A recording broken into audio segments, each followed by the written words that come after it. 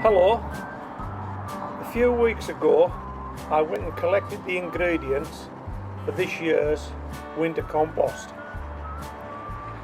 I went to our local woods and gathered leaves and leaf mould, and then I took a chance and went to our local seashore and collected seaweed. I didn't know that there would be any seaweed there, but there was, and there was enough. So I collected some seaweed, brought it home and laid it out on a tarp on the patio and waited for the rains to come, because that's how we like to wash the residual salt off a homegrown veg. We let the rain take the strain, and the rains have came. The rains have been and gone and washed the residual salt off the seaweed. So what I've done is I've put together a few clips from a previous video to get you where we are today.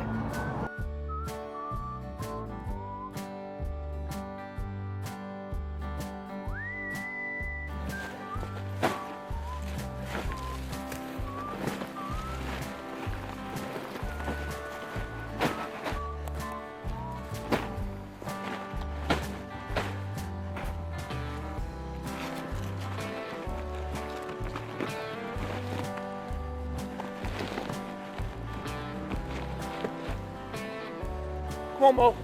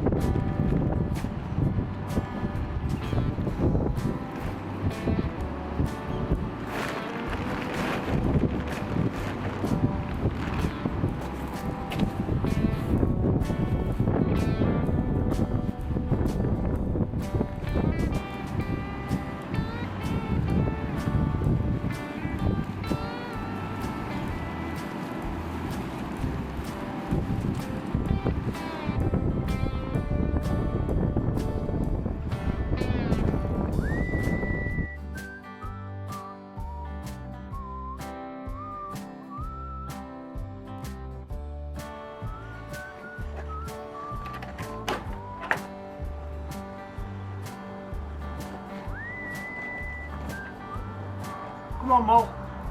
Come on. Good girl. We've got the seaweed home now. One of the most asked questions I get on my channel about seaweed is, what do we do about the salt? Well, I'll tell you what we do about the salt. We don't do a lot about the salt, because there isn't a lot of salt. The only salt associated with seaweed is the salty water that grows in seawater, and any salt on seaweed is residual, and there's not a lot of it. And so all we really need to do is wash the seaweed, but I'm not going to wash it. I'm just going to put it out on this tarp, and I'm going to let the rain take the strain.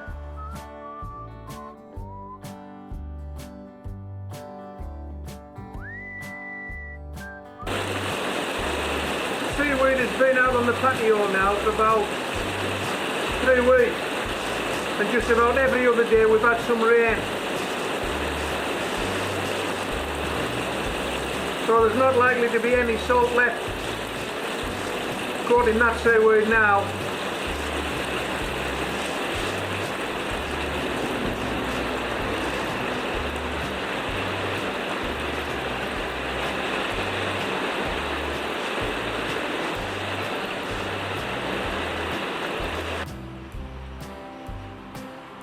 The rain's started to ease off now. What we need now is a few days of dry weather with some wind to dry this seaweed out. It's had 2 or 3 weeks of rain across it. We're ready to do a chop and drop now, but not until the seaweed is dried out. We've removed the salt, but it will be too difficult to chop now in its wet state, its wet condition. It's much easier chopped when it's dry. So fingers crossed for some dry weather now. We don't mind a bit of wind, that'll help to dry it. And then we'll do a chop and drop.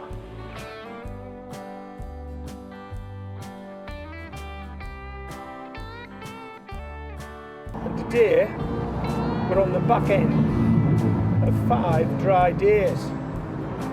So I think it's about time we've done some chop and drop. Don't you? The seaweed's ready, we've got everything we need. Now I've got a checklist here, and I'll just check that we've got everything before we make a start. Okay, seaweed.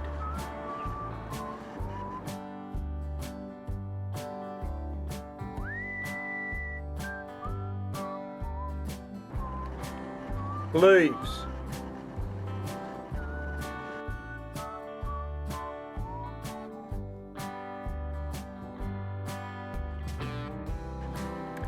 Garden shredder.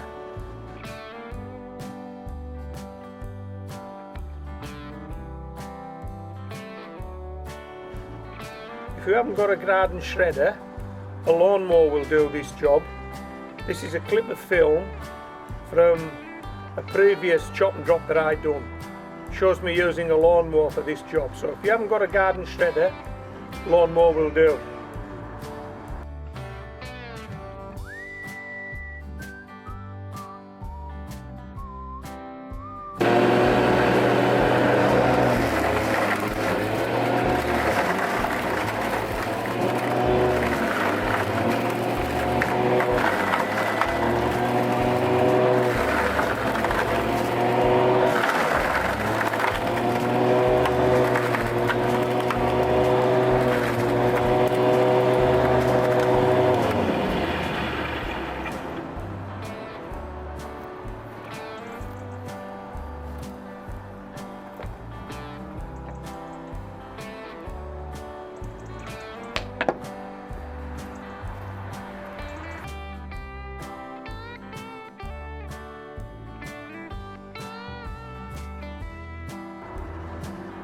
An empty raised bed. When you do the chop and drop, you're going to need somewhere to put this stuff.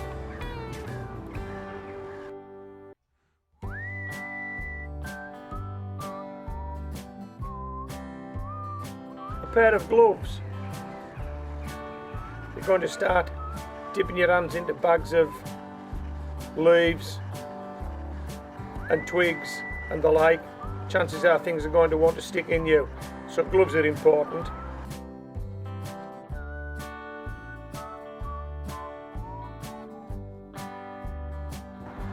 Safety glasses. You'll need some safety glasses just in case there are any stones in the seaweed or in the leaves that you've picked up inadvertently. We don't want those flying out of the shredder or the lawnmower if that's what you choose to use, and maybe hitting you in the eye. So safety glasses are important.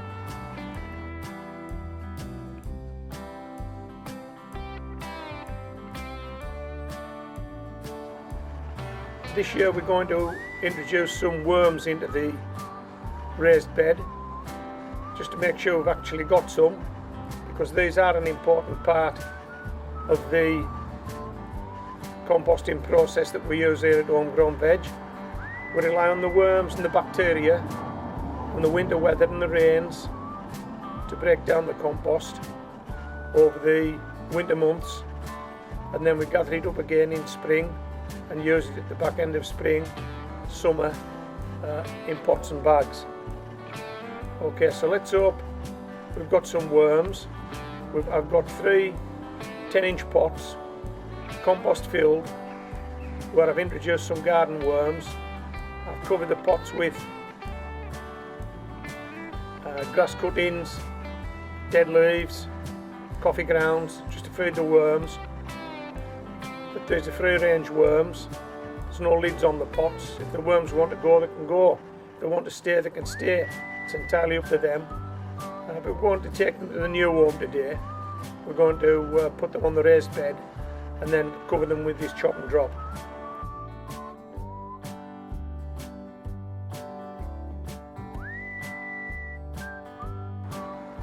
Are you ready for this? Yeah? Come on, let's go.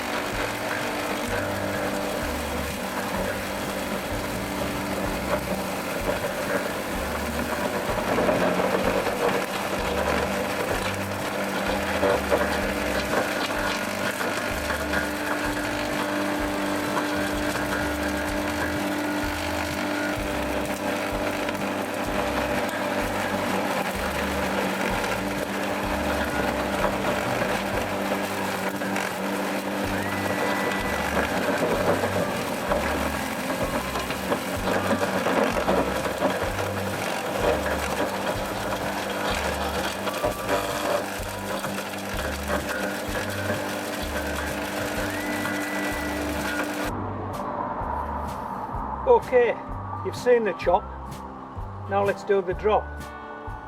But what I want to do first is I want to ensure there's some worms in this raised bed. This bed has been empty for 2 to 3 months, certainly 2 months, maybe 3. There may be some worms in there, there may not.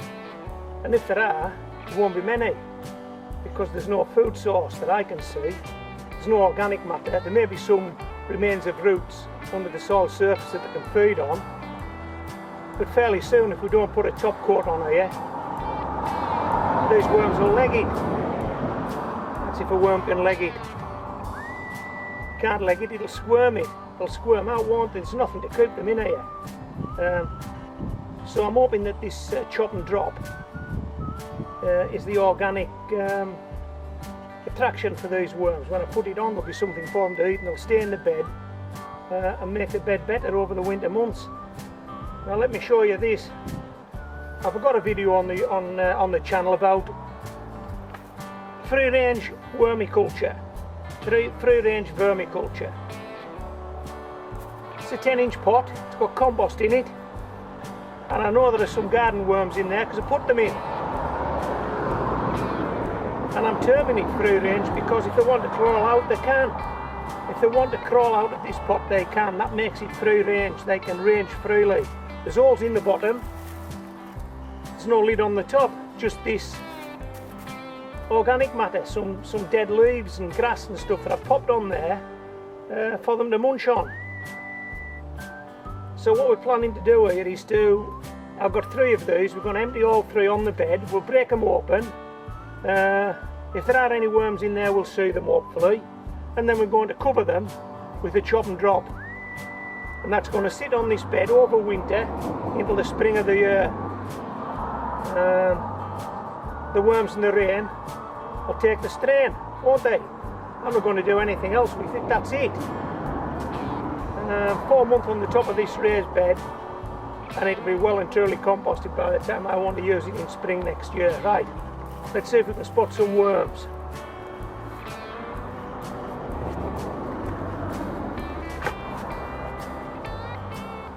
Oh, look at this guy. Spot some worms. Can you see him? Look at the size of him.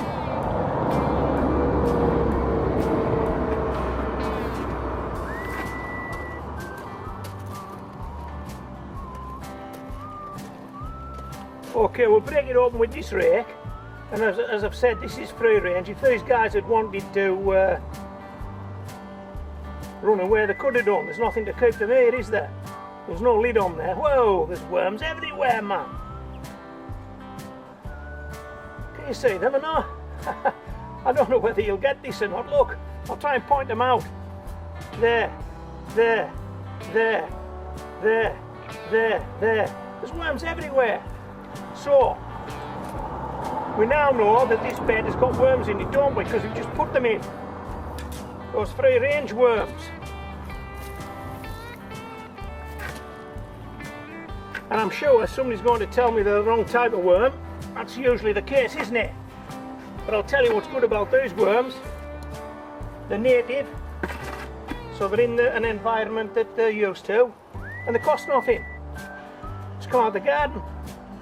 Oh, look at that! That guy's enormous. Can you see him? And this guy here, yeah? Worms everywhere. I want to tell you what, when I put these worms in here, they were not this big. Trust me, they were not. And you'll be pleased to know that there'd be no worms killed or injured in the making of this video. This is their new home.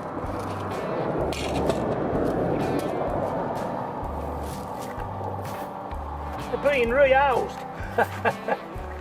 That's it.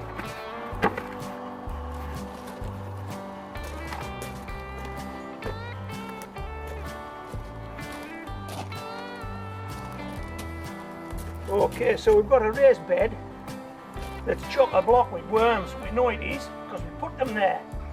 Right, and to keep them there, we're going to cover this bed with a layer of that chop and drop. Okay, and that's it. That's winter composting. You don't need temperature, you don't need blankets, you don't need old carpet, you don't need bubble wrap, you don't need anything. These guys are going nowhere. These guys are going to do the business for me. Hey, look at that. Come on, look at that. That used to be seaweed and leaves, look at it.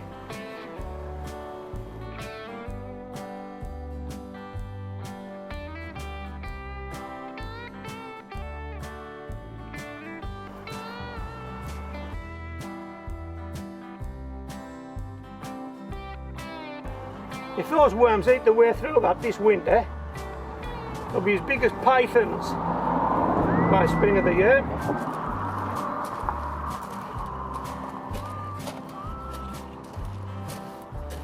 Right, let's rake this out.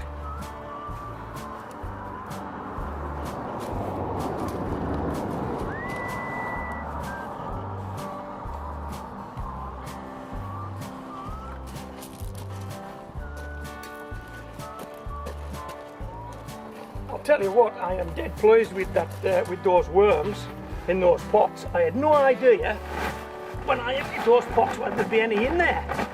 I knew I'd put some in, but that was weeks ago. And as I've already said, there was no lid on there. Like, you know, your normal vermiculture, there's usually a lid on there and the worms can't get out if they want to get out. You know, that's it. They're incarcerated, so to speak. Whereas these guys, if you like, you want to make that analogy, they're in an open prison. Come and go as they please. Unfortunately, they chose to stay. So, this is their reward.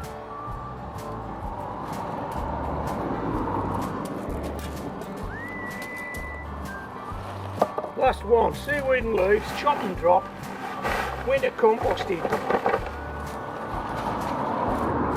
You don't need beer, you don't need urine, you don't need pop, you don't need chemicals, you don't need eggshells, you don't need newspaper, you don't need